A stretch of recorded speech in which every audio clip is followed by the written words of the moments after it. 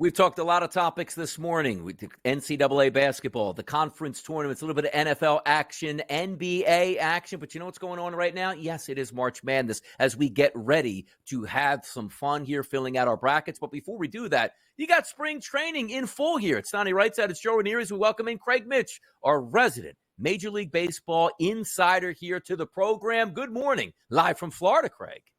Good morning, Donnie. Yeah, back at the park this weekend, last weekend. I'll be back there again this weekend, and I got to drive like 45 minutes an hour each time. I mean, Joe is lucky; he lives right there. You can't find Joe Ranieri at a spring training game. The guy lives 5 minutes from there. But for me, I got to drive back and forth. Maybe I should Airbnb Joe's house or something like that. I don't know.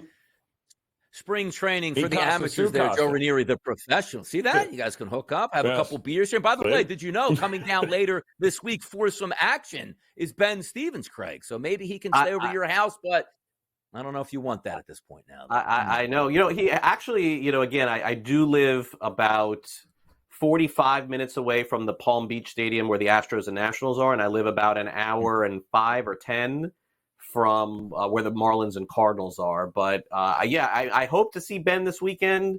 I think I'm limited in the amount of games I can go to this weekend because my daughter is in a play. But I'm going to try to get there at least once. There you go. You get somebody to film that play. You watch it on the phone. You're at a baseball game. Everybody wins here. But by the way, that's true. Good luck with that. Gotta get past good luck with that.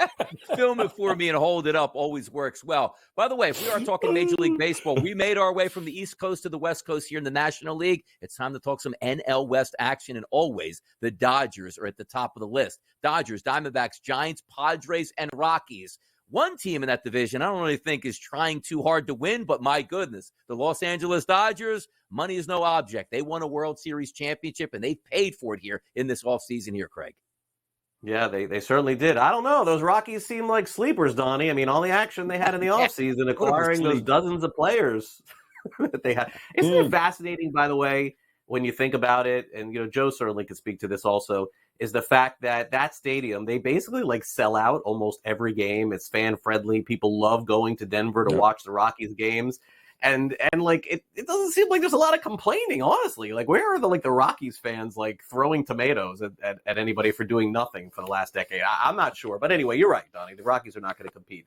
Look, any team, I think, beyond that can potentially win the division. I saw the Giants there on the board. I mean, the Giants, to me, guys, feel like a team that's just a little desperate and just sort of throwing a little money around to see if they can make it work. Nothing against Jorge Soler and nothing against Matt Chapman and this guy they got from overseas.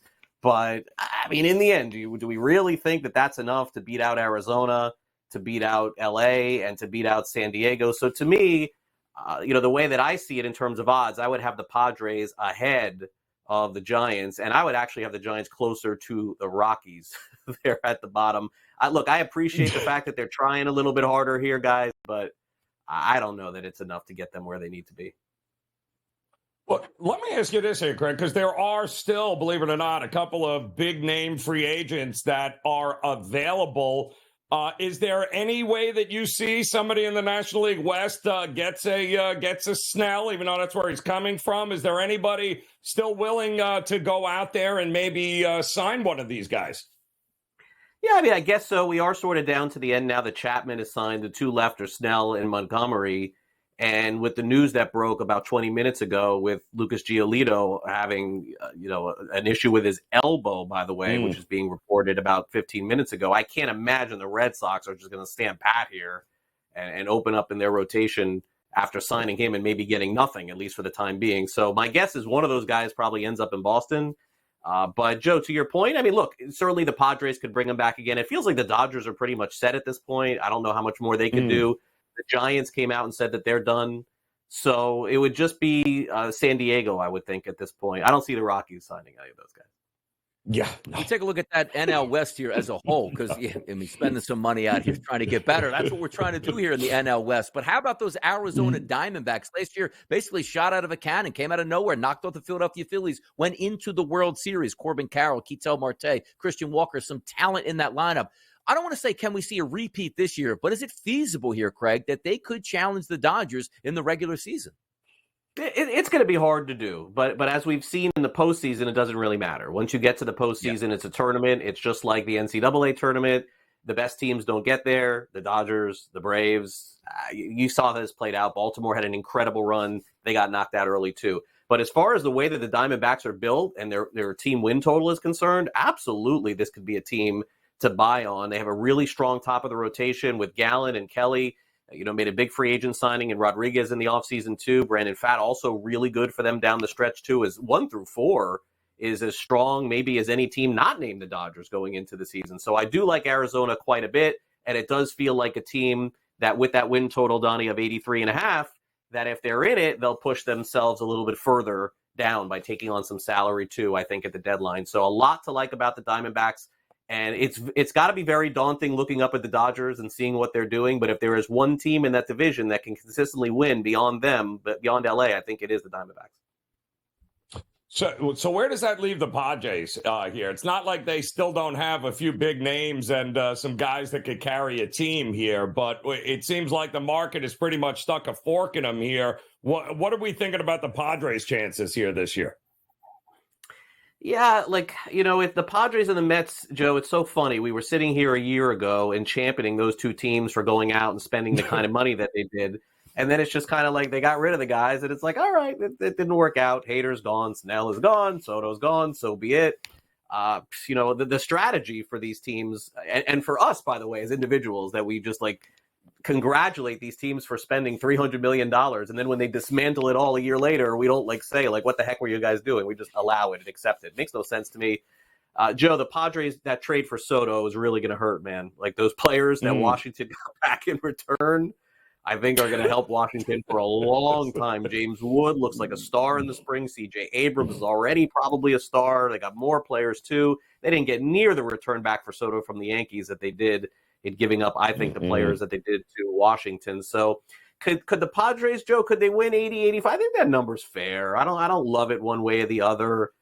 They'll be a competitive team. They're still good enough to fight. They have Bogarts. They have Tatis. They're solid, but I don't have a lean one way or the other on their team win total this year.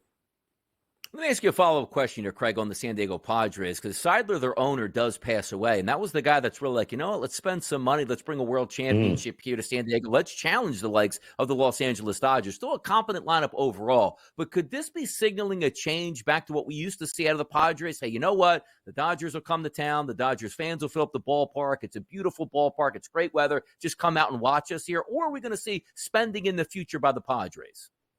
Look, Don, it's really hard to say, and I understand the notion behind that last year with their owner wanting to go for it one last time, and I get that, but I don't think it absolves the fact that they just got rid of all the players that they acquired over the last couple of years. I certainly don't like that. The Bogart signing doesn't look as good right now with them moving him to second base. That's pretty clear as well. So I think to your point, there's probably some of that there's still going to be a lot of people that go to that park. Everyone loves attending Padres games, and I get it. And I do think that they have enough to remain competitive. But beyond those 80 or so wins, I don't see them trading like those contracts of Machado and Bogarts. Those are impossible to move at this point. So, they'll be a middling 500 team, I would say, for a while. They probably have to rebuild their farm system. But let's also not kid ourselves. The Padres have done this before. If you remember a few years ago, they went out, they got James Shields, they got Justin Upton. They're like, we're Matt Kemp, we're going for it. And then the next year they got rid of all those guys again. So seems like this is what they do. Win totals here, Craig, in this division. The top of the leaderboard there is the Dodgers, 103.5. The bottom end of it, it's the Rockies at 59.5. Boy, you're going to have some winners and some losers out there in the NL West this year. Craig Mitch, thanks for joining us this morning right here on a Tuesday morning edition of The Early Line. We'll see him on Newswire next. We got a lot more hot topics right here on The Early Line.